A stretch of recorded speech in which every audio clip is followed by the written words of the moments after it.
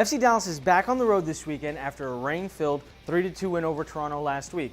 Will Dallas get revenge against Colorado? And can Fabian Castillo build off of last week's performance? We'll talk about it next on Keys to the Match, driven by Toyota.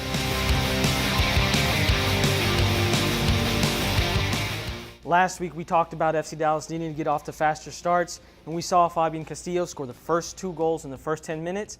Do you see this as being a one-time thing, or can he turn this into a streak? Well, he is one of the streakier players in the league, and when he's on his good side of his streak, he's probably one of the top 2 or 3 players in the league. And I think there is reason to believe that he could be on a good streak for FC Dallas. He's got 4 goals and 3 assists in his last 8 games against Colorado. And of course, FC Dallas is going to be looking to have more width on the field, so they need to get Fabian Castillo the ball.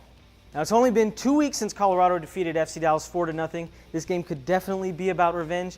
You think Dallas is going to be trying to send a message? Well, talking to players and coaches this week, they play down the revenge factor, of course, like you would expect. But I don't think this is so much about getting revenge on Colorado as it is sending a message to the rest of the league that that 4-0 loss was a fluke. It's rare in regular season that you get a chance to play a team 2 games in 3 weeks, and I think this can serve as a real motivating factor for FC Dallas to not take anything for granted and really put their best foot forward as they go for 3 points on the road.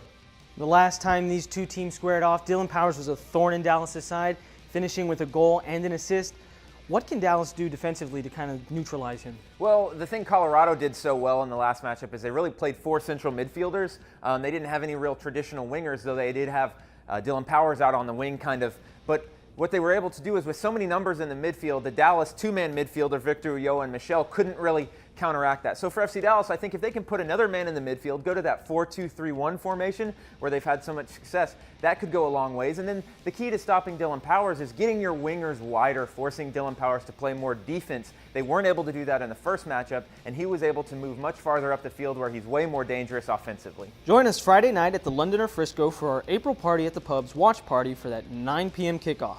Friday's match will be shown nationally on Univision Deportes, and you can visit MLSsoccer.com/SAP for details on how to get English commentary, or tune into the radio broadcast on 100.7 FM The Word with Steve Davis. For our Spanish listeners, catch the radio broadcast on 1270 AM La Voz del Pueblo with your host, Carlos Alvarado. Well, that does it for this week. For the Keys to the Match, driven by Toyota, I'm Demetrio Teniente. And I'm Daniel Robertson. We'll see you next time.